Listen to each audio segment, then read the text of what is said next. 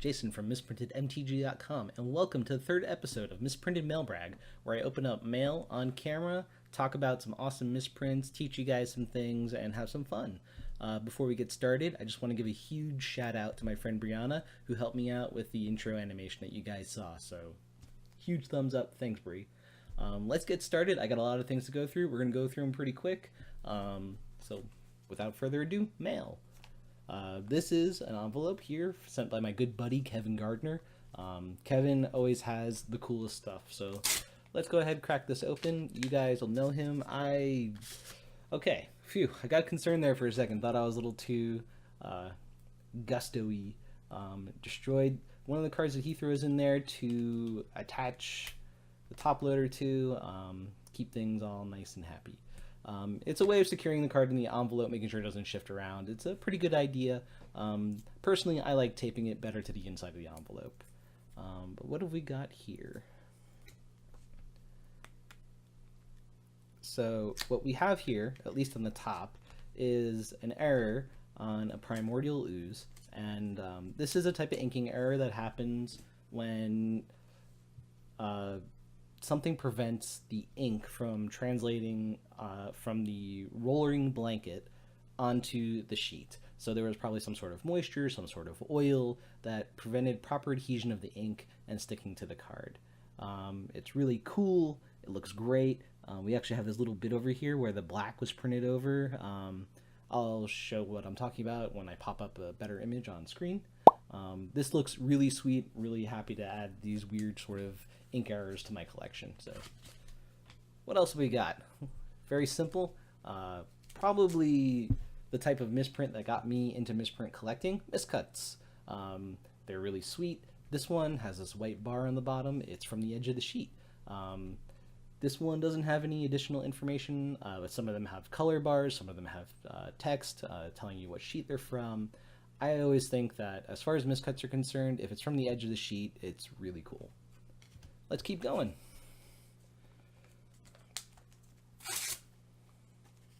This is another envelope from Kevin. You'll see same packing method.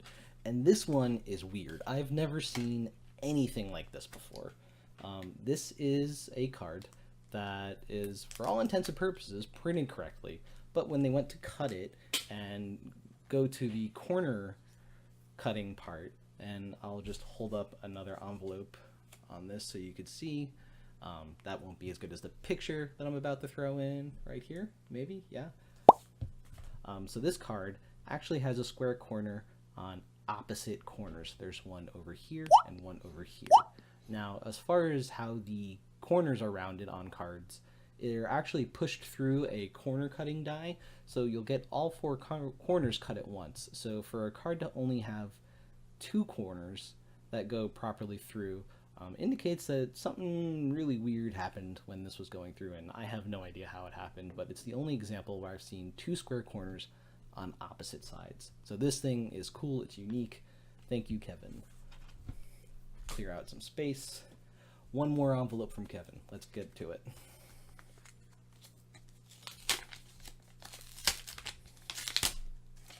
And I've stuck the envelope to my finger. And in this one, Kevin's gone with the sandwich method. We've got cards on the front and on the back. And here we have a slaughter horn. It is from the edge of the sheet. Actually really good to talk about after our other one. This one actually has some information from the edge of the sheet. Looks like it's part of the sheet name, so CM _ plate _ RBA _ 200 IN blah blah blah. Printer info makes no sense to us, but it's here on the card. It looks really cool. Good addition. Get rid of that. Next here, got another one. This one actually got damaged. So here's a risk that can happen if you package your cards in a plain white envelope. It can get damaged, it could slide out. Luckily, this is from an experienced seller of cards, so he probably secured it to the inside of the envelope, make sure that it went nowhere. Yeah, you can see right here, actually got it taped in there. So even if that hole did happen, it's going to keep it in the envelope, it will keep it attached to the address, and it should get to its destination, which is all we really want. So just got these, some cards in a penny sleeve and some in a top loader. Actually, I could be a little neater about this, can't I? Let's see what we got in the sleeve. All right, we got a bunch of stuff. Looks like we got some basic islands that have no redeeming qualities about them whatsoever. Sorry for everyone who appreciates basic lands. Get out of here. We've got here a double print. That's a neat little thing. Undiscovered clues. You'll see the double print in the big picture that I put in right there. Maybe, no, yes. So double prints happen when the roller blanket that has the black ink layer doesn't get cleaned properly.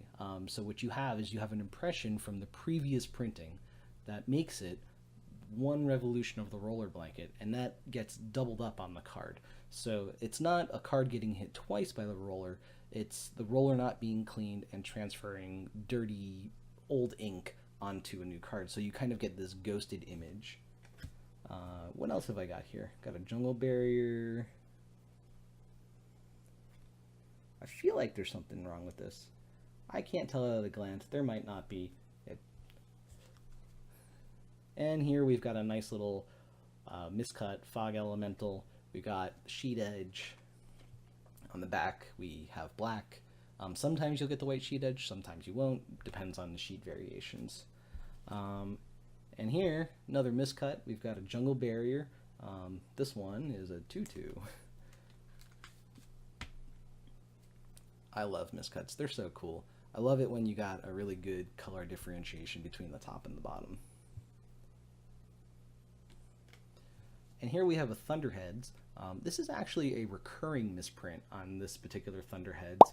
You'll notice that we're missing some letters down here. Not exactly sure how that happened, but it happened on a lot of these, not all of them.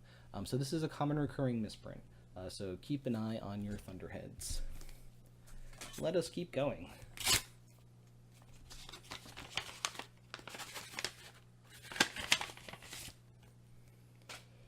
Oh, this one's sweet. All right. So what we have here is a Tree of Perdition that has 2 little authentication hollow stamps, and again, big picture mode.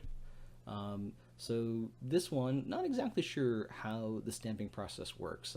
It's a newer thing with Wizards of the Coast, and people who are into printing, at least the specific details, don't have the exact details of how stamps happen. However, this was either hit twice or, well, actually, it was just hit twice. I have theories about how things like this can happen, but at the moment they're just theories, so I'm not going to bore you with them.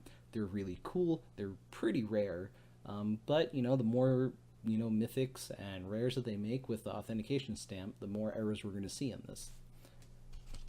Let's keep going. This is a special envelope. I want to point out that we have a gold star. It makes me feel special. Nice little touch. I like when people do fun things with their cards. On some cards that I've sent out, I've drawn pictures on the top loaders, things like that. Just, keep it interesting. So I appreciate the touch and gold stars. So this is a pretty cool misprint. I categorize this as a foiling error. It might not show up. Alright, so what we're looking for is a tree. The forest symbol is actually foiled in the text box of this Darksteel Colossus, and you're like, what does a Darksteel Colossus have to do with forest? Well, the answer is nothing. This was an error where the foiling for green card, there we go, we got it on camera, where the foiling for forest or green cards or something was put on a card that wasn't supposed to have it. This actually happened on a few M10 cards. The only one which I know off the top of my head was Siege Gang Commander. They're pretty rare. I think this particular Darksteel Colossus cost me like $30, not that big a deal. And they're cool to have.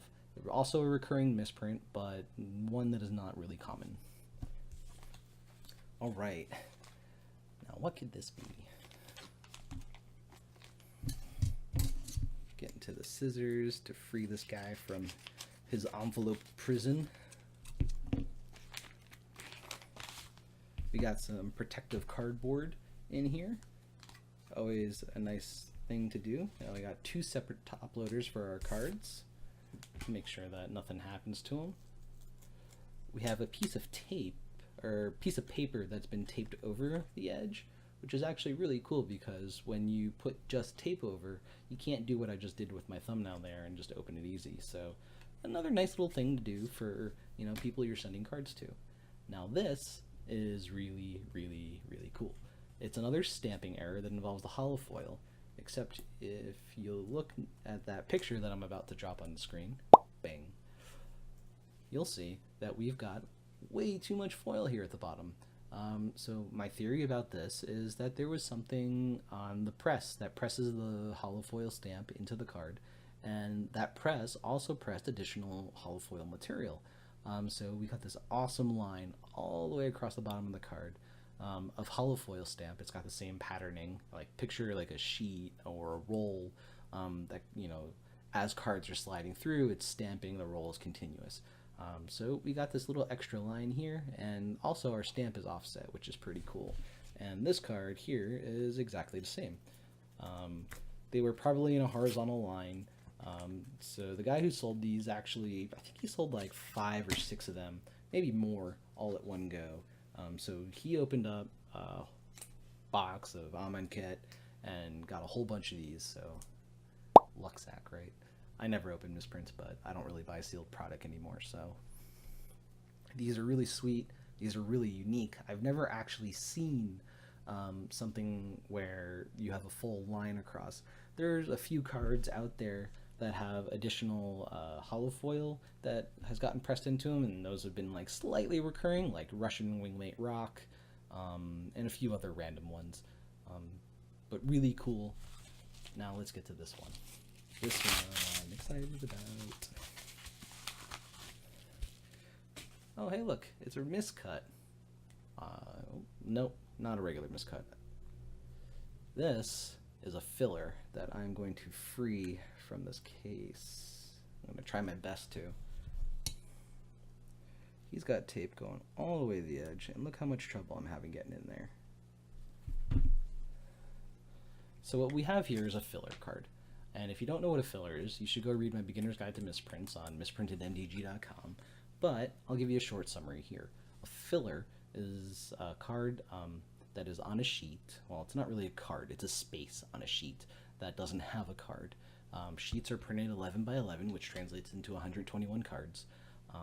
And what happens when you don't have 121 commons or uncommons or rares to print? Well, you have blank spaces. And due to how they like to collate things, they don't just print extra copies of cards. Instead, they print these little disposable guys called fillers. They come in many shapes, sizes, varieties, colors, patterns, etc. Throughout the course of Magic history. But, you know, recently they've been going to these solid black ones that say discard on it. They're intended to get thrown away. They're not supposed to find their way into packs. This one did. Now, this is a double whammy misprint. When I say double whammy, I mean it's got more than one misprint going on at the same time. Misprint 1, it's a filler that was not supposed to be in a pack. Misprint 2, it's miscut. So this is doubly rare. It's really, really sweet. Miscut fillers, I think I've only ever seen 3 or 4 ever. Sorry, that's a lie. Less than 10. We'll say less than 10. I love fillers, and this is a really sweet addition to my collection. And that wraps it up. So thank you for hanging out with me, learning about misprints, opening up mail. If you guys have any questions, feel free to send me an email or post in the comments.